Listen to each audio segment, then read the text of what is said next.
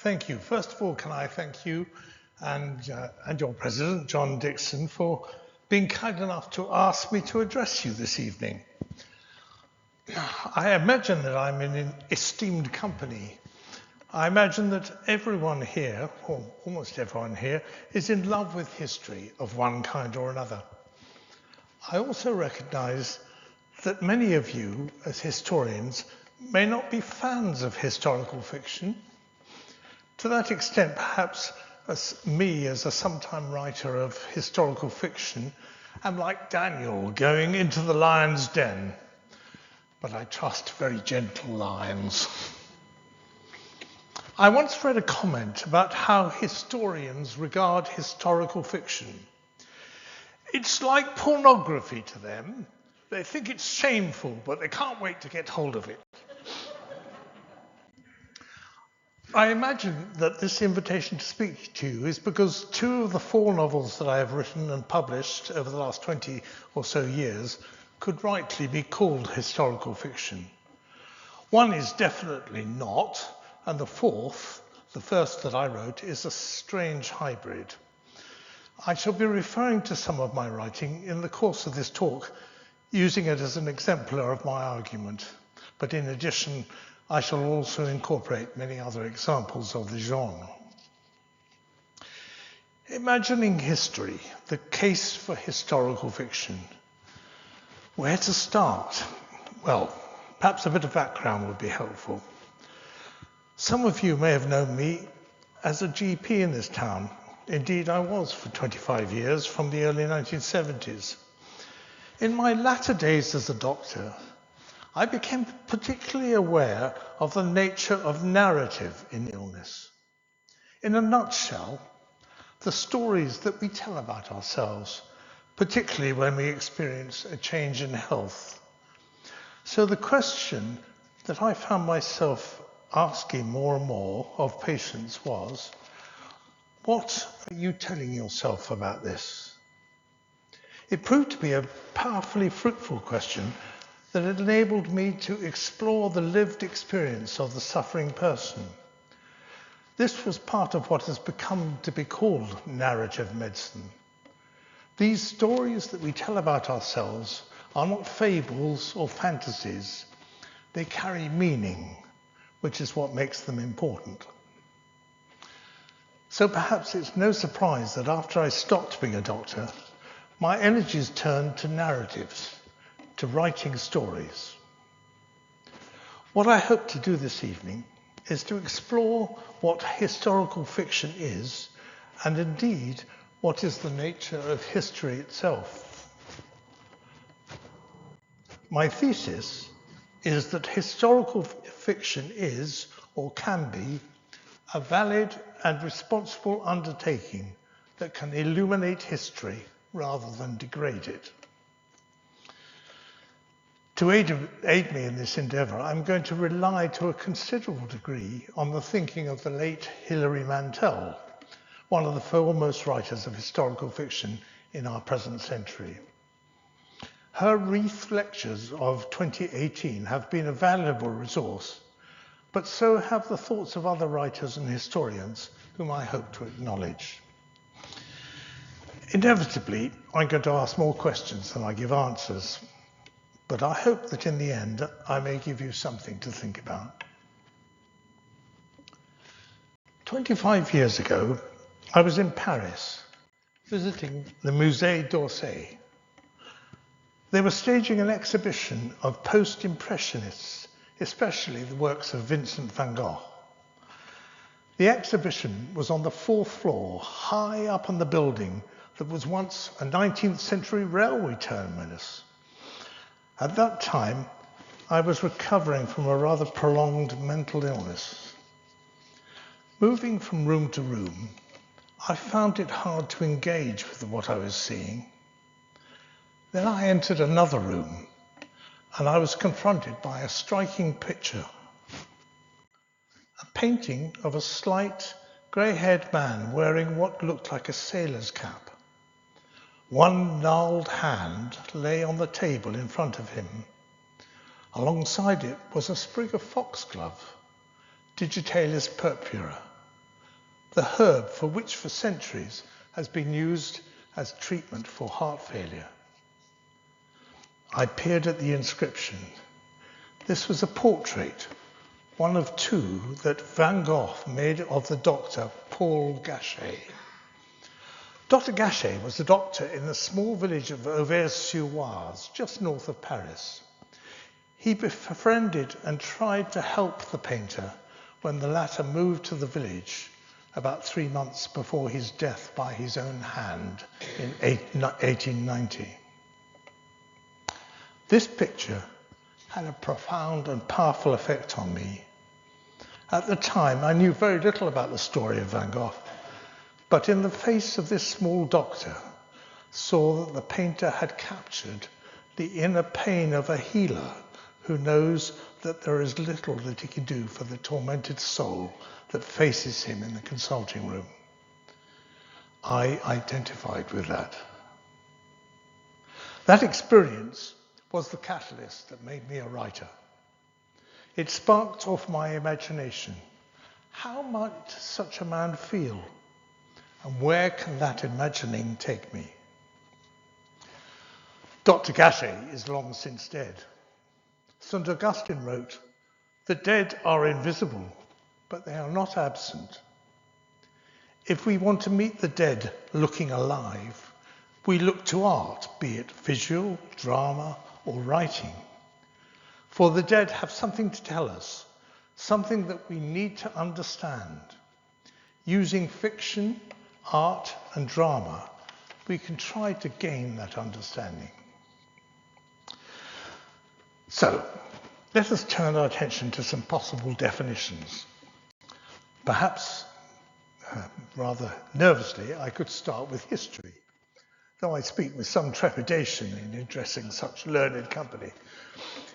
Is history a set of known facts or a set of skills? Perhaps both.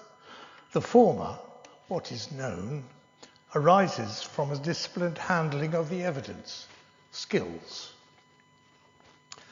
I well remember my youngest daughter returning home after her first history lesson at secondary school. Her homework to empty her wastepaper basket and record everything that was in it. I thought that was inspired.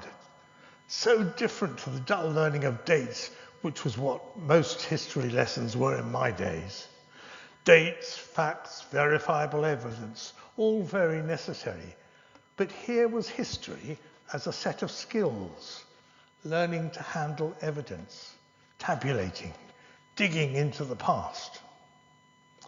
However, you historians are not just simple chroniclers, piling event upon event.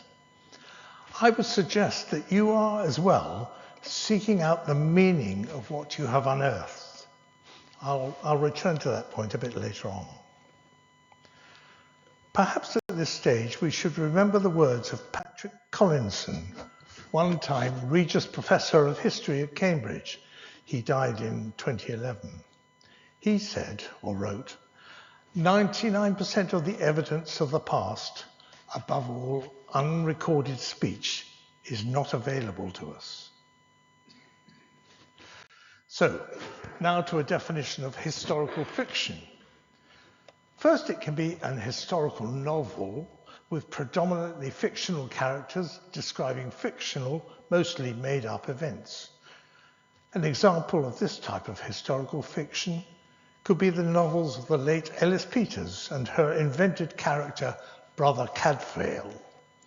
He is a Welsh Benedictine monk in the 12th century, the time of the anarchy, who developed a sideline in solving murders. Here, history is the substrate, the background to the action of the novel. A historical context, but a totally fictionalized story and fictional characters. The writer has a wide canvas on which her imagination can have free rein. The other side of the coin is fictionalized history. This form features real historical characters and dramatized real events. This takes it close to the fragile boundary with non-fiction. A perfect example of this would be the Wolf Hall trilogy of Hilary Mantel, that takes the life and death of Thomas Cromwell as its centerpiece. She, as a writer, is not saying to us readers, believe this, but rather, consider this, asserting that historical fiction of this kind can sit alongside the work of historians, not offering an alternative truth or even supplementary truth, but offering insight. So the author takes the historical events and the characters that people them, Cromwell, Thomas More, King Henry, and she imagines Cromwell into life. That is the creative work of the writer of historical fiction, allowing the dead to speak again. In my view, Mantel is a scrupulous writer whose work can stand scrutiny. In her words, this is the novelist's job, to put the reader in the moment, even if the moment is 500 years ago. But not all historical fiction is as laudable. Let's look at the history of fiction. Daniel Defoe's Robinson Crusoe, written in 1719, is reckoned to be, by many, to be the first modern novel. In the words of the literary historian Ian Watt, the novel's novelty, originating in the early 18th century, is a full and authentic report of human experience. According to Dr. John Mullen, Professor of English at University College London, this and other pioneering works employed for the first time a psychological approach to prose narrative that possessed a sustained fictional account of one individual's experiences. Moreover, they included minute objective description and circumstantial detail that emulated reality through fiction in a way that no other genre had done before. By the mid-19th century, this kind of literary realism was well entrenched. One of the greatest novels ever written, George Eliot's Middlemarch, is an example. By this time, the historical novel was offering an explanation of history through the perspective of the common man and woman, rather than kings, ministers, and generals. Leo Tolstoy touched on this in his novel War and Peace. He wrote, "The progress of humanity, arising from an innumerable multitude of individual wills, is continuous in motion. The discovery of the laws of this motion is the aim of history.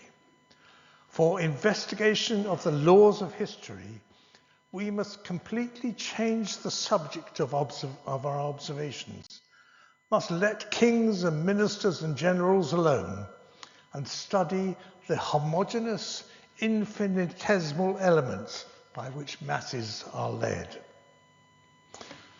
For Tolstoy, history evolved not by the decisions of great historical figures, but rather by the millions of individual minds, great and small, making individual decisions that together affected the progression of historical events. The historical novel provided the literary world with an avenue by which audiences could thoroughly inspect these individual wills.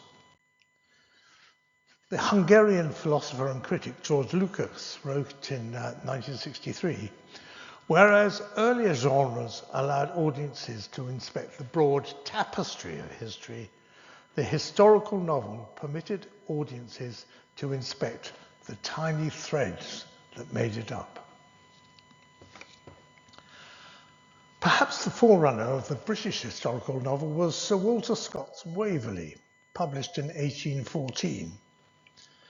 However, to many critics, this one work was responsible for the Tartanization of Scottish history.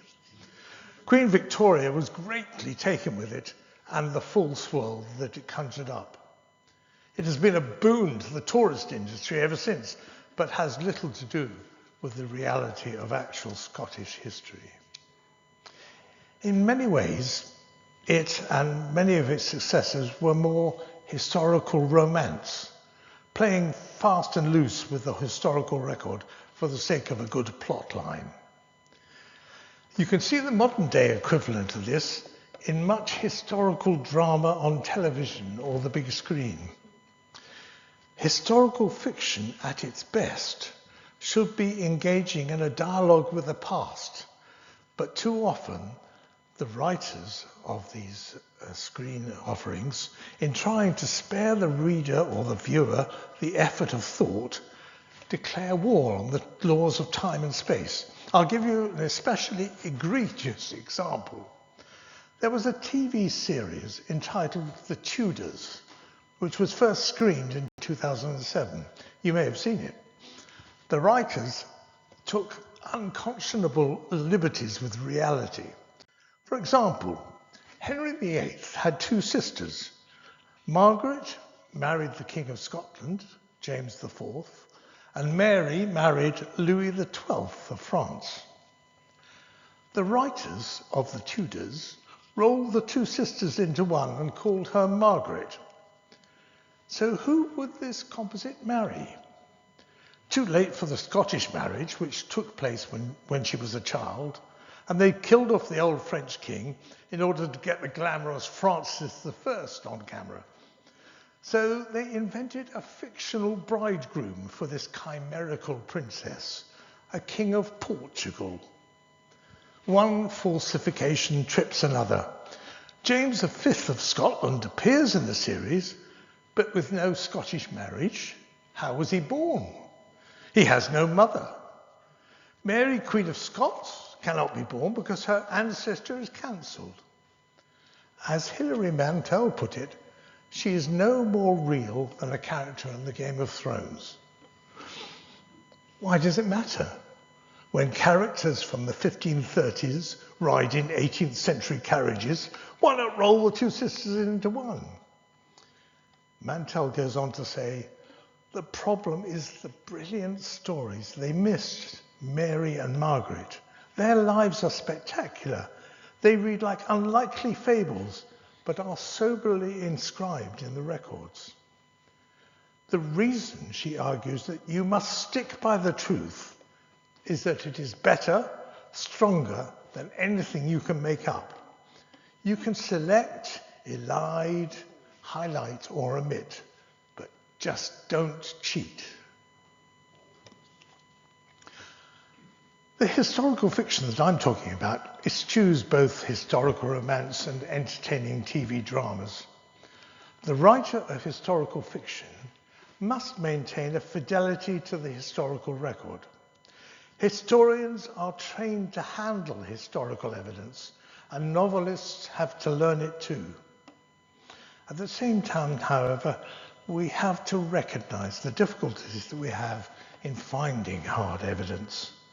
Remember Patrick Collinson? 99% of the evidence of the past is not available to us. And Hilary Mantel again. History is always stranger than we imagine. It's never black or white. It's not tidy or shapely. It doesn't have a dramatic art. It is full of cul-de-sacs and anticlimaxes.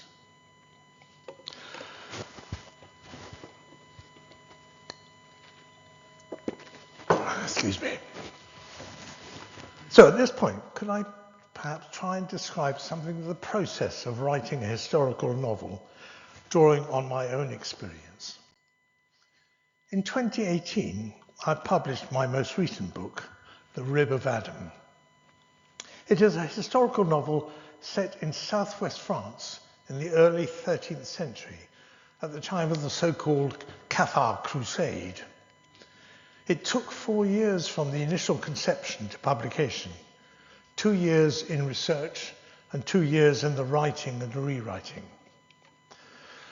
Perhaps it is not wholly accurate to label the first period research. In the main, historical novelists do not engage with the primary sources. We are more likely to be accessing secondary sources, which are, of course, the workings of historians who have sifted and interpreted the evidence. I do not know of a single serious historical novelist who does not acknowledge the debt that they owe to historians. We stand on the shoulders of giants. Sometimes we might actually access the primary sources. It is both sobering and illuminating to handle an actual document written by or about your historical character so many centuries before, if indeed such documents are available to you. My novel's principal character is a young woman, Grazide Lamoth. She is entirely fictional, but I have her being born and raised in a real village, Villeneuve-d'Aveyron in southwest France. It lies about 60 kilometers east of Cahors on the raised chalky plain known as the Causse.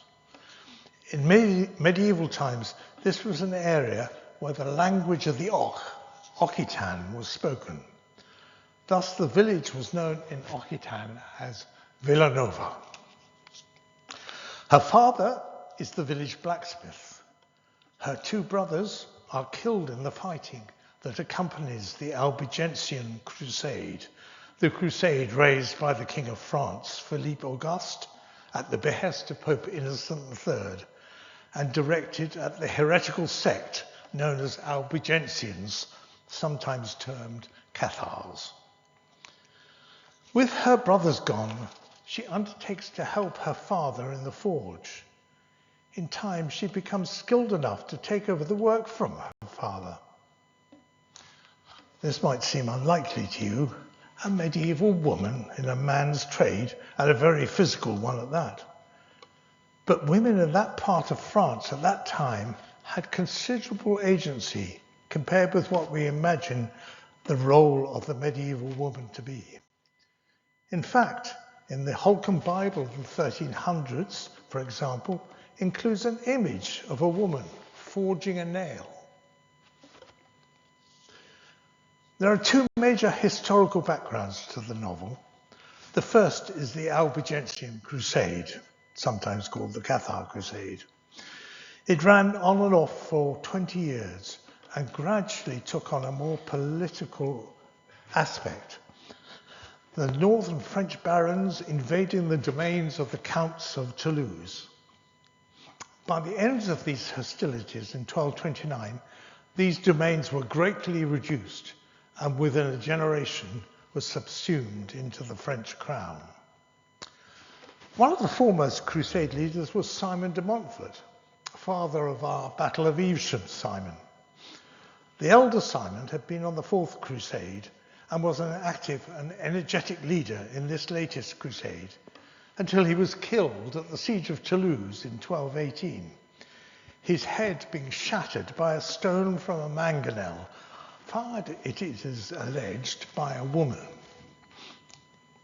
The second piece of historical background is the so-called Bastide movement, the building of new towns, over 500 in all, mostly in southwest France during the 13th and 14th centuries. Villanova was one such, being previously a small village that was turned into one of the first Bastide towns by Count Raymond VII of Toulouse, soon after the end of the hostilities. But more on that later. The primary sources of what was happening in southwest France in the early 13th century are sparse. There is the history of the Albigensian Crusade, written by the chronicler Peter de la Vaux de Senay, a Cistercian monk from northern France, who was part of the invading forces.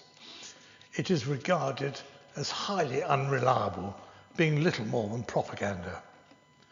There is also the Song of the Albigensian Crusade, an epic poem by William of Tudela, himself a supporter of the crusade, and the short Chronica by Guillaume de Puylaurent, which dates from a manuscript of the early 14th century, about a century after the events.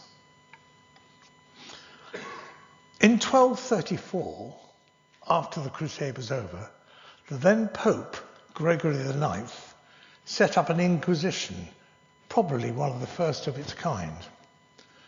This was a disciplined and determined attempt to root out all traces of heresy. This formidable organization was staffed in the main by members of the Dominican and Franciscan orders. Inquisitors traveled the territories that had been ravaged by the wars, looking for evidence of any who had been involved in heresy. The results of their inquisition were meticulously recorded and form the only primary source of the nature of Cathar heresy.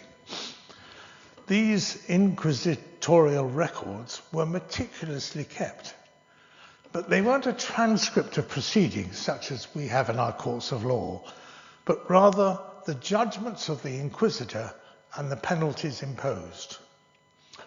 These penalties ranged from, at the least, being made to wear a yellow cross for a year on your clothing for the most minor of offences, to the most extreme, which was death by hanging or burning for the most extreme and recalcitrant heretics.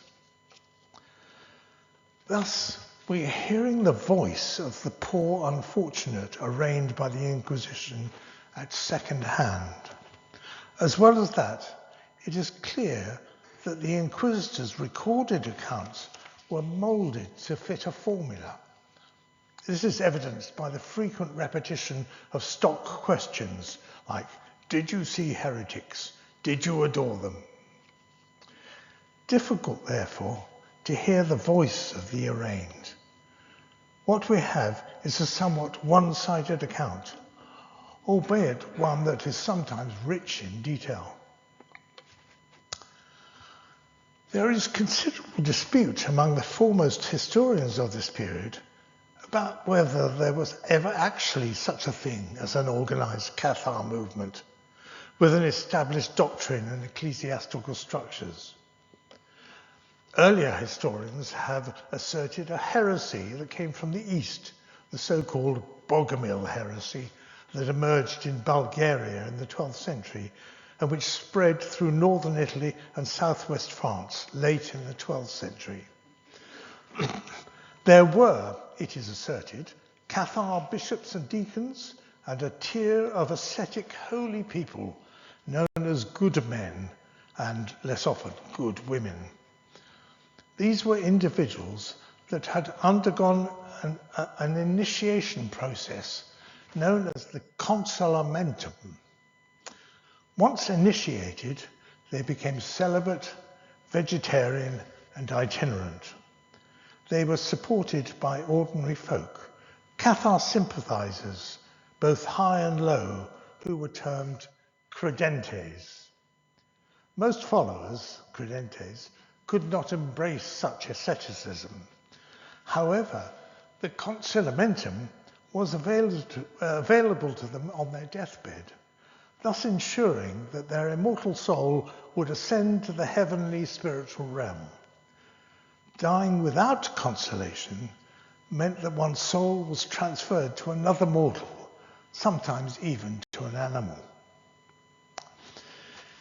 In the view of these early historians, Catharism was characterized by a dualist theology that would have had its ancient roots in Manichaeism and Gnosticism, but let's not go there. It propounded two gods, one good God, whose locus was the heavenly spiritual realm, and one evil God who was responsible for the creation of all the material world and its creatures. This latter being largely identified with the God of the Old Testament. I could go on, but to spare you, I won't. However, more recently, some historians, notably Bob Moore and Mark Gregory Pegg, have made out the case that there was no reality in this previous picture of Catharism. All the evidence being one-sided, they suggest that Catharism was a construct of the church authorities, particularly the Pope and the Inquisitors. They argue that the good men and good women of Catharism were simply devout individuals who attracted the support of ordinary folk in the face of a corrupt church with many venal clergy. The dispute between these two polar opposites continues. Perhaps the truth lies somewhere between the two extremes, full-blooded Catharism, an interpretation of the historical record which has considerable support from the French tourist industries, shades of Walter Scott here, and the opposite view, which is that what we are seeing is no more than harmless piety. It serves to demonstrate how when historical evidence is scant and what there is one-sided, widely different conclusions can be reached by equally diligent and fair-minded historians. I referred earlier to the Bastide movement, the creation of new towns in this part of southwest France. I return to them to show an example of how the historical novelist can sometimes stumble on something that may not have been seen before. Bastides, they were constructed on a very determined geometrical pattern. One common feature was a central square, a place, or in Occitan, a placa. This was the administrative and commercial hub of the new settlement. House plots in the Bastide were laid down to a strict size. Individuals could rent such a plot and then build a house on it. In the main, these would have been wooden buildings, and they've long since been replaced by more sturdy constructions. However, you can still see and measure the buildings and discover that the original patterns are still there. For Villanova, I used Google Earth. I zoomed down on the center of the town and could indeed recognize and measure the original plots. Later on, I could actually go and measure the real buildings themselves. I wonder what the inhabitants of Villanova wondered about this strange Englishman with a ruler going down alleyways and measuring things. Anyway, what is interesting, that the placa, the central square, is not 4 square. As you can see, I've outlined it there. It is a pentagon. This puzzled me until I remembered that Villanova is on one of the pilgrimage routes through southern France to Santiago de Compostela, the Chemin Saint-Jacques. Indeed, in the church, you can still see medieval wall paintings depicting pilgrims. Perhaps the pentagonal placa was based on the coquille Saint-Jacques, the scallop cell, which is the ubiquitous symbol of the pilgrimage. Well, after this little diversion, perhaps this is a moment to turn our attention to what some historians think of historical fiction. First, Professor Sir Neil Ferguson, who argues that historical fiction often deals with imaginary people, and therefore it can be challenging for it to convey any kind of truth about the past. He regards the historical novel, even War and Peace, as a secondary form compared with what he, as a historian, is doing. His work is based on research, not imagination. Historical fiction writers, he says, are telling you what it must have felt like. But that's not what it felt like, because essentially they are projecting back 21st century ideas on imaginary characters. He says, we as readers must be careful because we cannot easily distinguish between imagined facts and real ones. Historians, however, try to reconstruct past experiences from primary sources, from what people actually wrote down. Historians cannot be allowed to make it up. Furthermore, Ferguson writes, historical fiction can sometimes oversimplify historical events, which can mislead readers. Historical fiction needs to be well researched and to respect the complexity of history. It must not perpetuate myths and inaccuracies. However, he himself does at times venture into the field of what's called counterfactual history, the what-if scenarios that some writers of historical fiction are fond of. But he says speculation of this kind must be grounded in vigorous historical analysis. Historical fiction, on the other hand, will always prioritize narrative over accuracy. 33 years ago, the historian Simon Sharma wrote a pair of novellas entitled Dead Certainties around the death of General James Wolfe on the Plains of Abraham. He called it a modest, playful piece of self-evident fiction. He writes, "Did I see it coming? The storm of righteous indignation which broke over my little black book, which would be regarded by the sentinels of the Academy as a betrayal of history, an outrage against the profession and its code of conduct. The enemy against whom a stand had to be taken." Sharma, in his defense, cites R.G. Collingwood, the philosopher of history, who emphasized the idea that historical understanding requires a reenactment of past experience.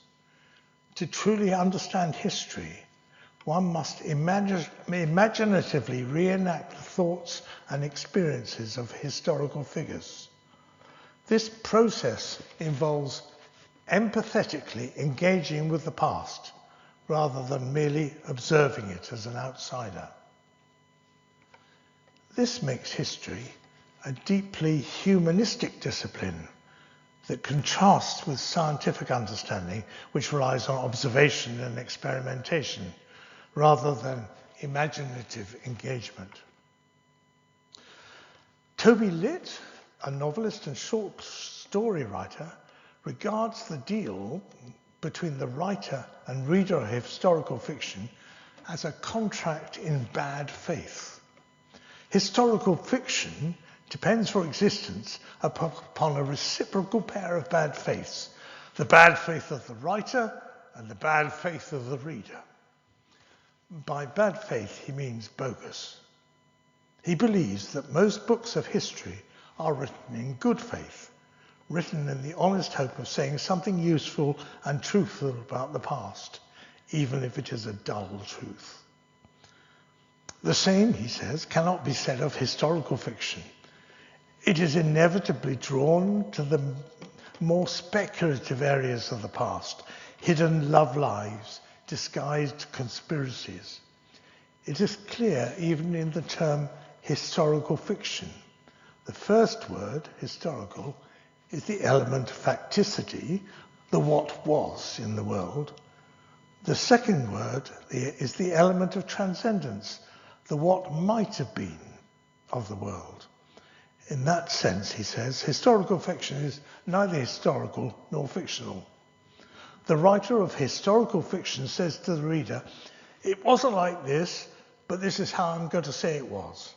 And the reader of historical fiction says to the writer, you say it wasn't like this, but I'm going to read it as if it was. In other words, the writer and the reader establish the ground upon which they're going to meet, a bracketed ground in which their pleasure will derive entirely from a vacillation between facticity and transcendence, between what may very well have been true and what can be proven to be bogus, between, in other words, the historical and the fictional. Well, in the light of all this, can I finally turn to what can be regarded as practices of good faith for the writer of historical fiction? And this is where I hope to rest my case. Hilary Mantel emphasizes that we, the writers of historical fiction, should operate within the ethical framework of the time about which we write. For instance, in Tudor England, there were a number of ethical strands to which us moderns may not subscribe. Respect for the past. Devotion to authority, tradition, precedent, and hierarchy. And it can be especially difficult to understand their religious experience. They would have been torn between claims of time versus claims of eternity. Their singular aim was the salvation of the individual soul. In my 13th century context, the salvation of the soul was equally important. Crusaders, for instance, were granted indulgences and participation in the crusade, in the case of the Albigensian crusade, for a period of 40 days, and that created military logistical problems as many crusaders would head for home after 40 days. This was seen as a way to atone for sins and secure a place in heaven. Equally, the constant momentum that I talked about of the Cathar heretics was a means by which one's immortal soul could return to the heavenly realm rather than continuing in base matter. They rejected the Catholic doctrine of purgatory, which had been formulated in the 11th century, and equally the selling of indulgences and prayers for the dead. And furthermore, how we deal with language is important. It is hard to reach back to how people actually spoke, but there are ways in which we can make the language appear authentic.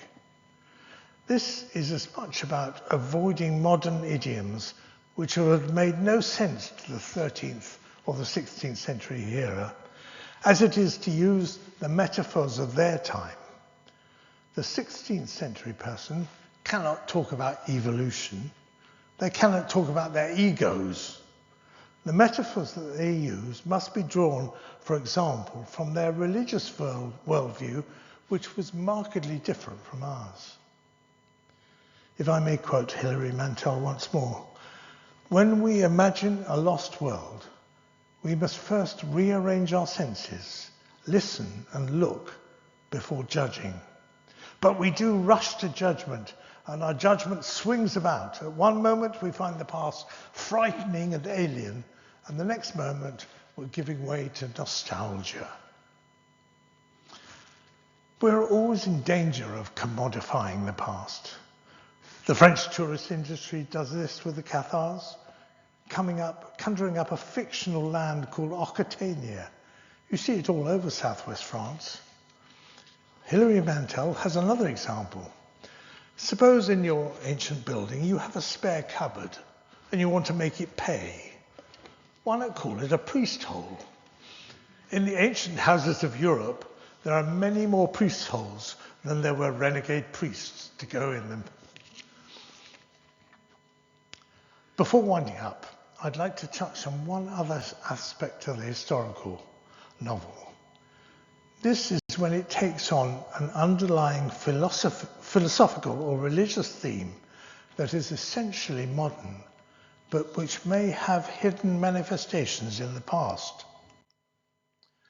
Beyond the Silence, my first book, while ostensibly being an imagined account of the last 3 months of Vincent van Gogh's life and his relationship with the Dr. Paul Gachet, uses a particular device, the juxtaposition of the 19th century narrative with a modern day parallel. This latter observes a present day doctor. The underlying theme is the nature of doctoring and its impact on the individual who follows that course. And this is especially true of my second novel, Icon, where the underlying theme is the unreality of God, what is called in these days religious non-realism. Icon is a picaresque novel whose central character is a young boy, Yanis, who is growing up on the Greek island of Patmos in the early 15th century. He finds himself propelled into the turbulent world of the Near East, training as a doctor in a madrasa in Aleppo, and later becoming an Orthodox monk. His peregrination takes him to Lebanon, Damascus, the barren lands of Cappadocia, and later to the Council of Florence in 1439, which was a momentous event in the schism between the Orthodox and the Latin Church. And he is present in Constantinople when it falls to the forces of the Ottoman Sultan Mehmet II in 1453. Finally, he ends up as an old monk in the monastery of St. John, back on Patmos from where he started. The underlying theme of religious non-realism is encapsulated in an icon which so scandalized the religious authorities that it was hidden away for decades before Yanis, as an old man, discovers it. Thus, modern thinking in an ancient context, but as we know, there is nothing new under the sun. Some ideas that we think of as modern have their roots way back in history. It is just that they have been swamped or silenced by the orthodoxy of their time. And so, to sum up, in the past, historians and the writers of historical fiction have been at loggerheads. Perhaps they still are. What I've tried to show is that we're all engaged in the same task of imagining the past. The historian who unearths a heap of data, say, about the causes of death of multiple skeletons recovered from a plague pit, will still try to interpret that data, to give it meaning. The writer of historical fiction who invents a character, a 13th century woman who becomes a blacksmith, uses his imagination to inhabit a world that is mostly lost to us now. I repeat that we both of us, historian and novelist, are not saying, believe this. We are saying, consider this. Thank you for your forbearance. I hope I may have found something for you to think about.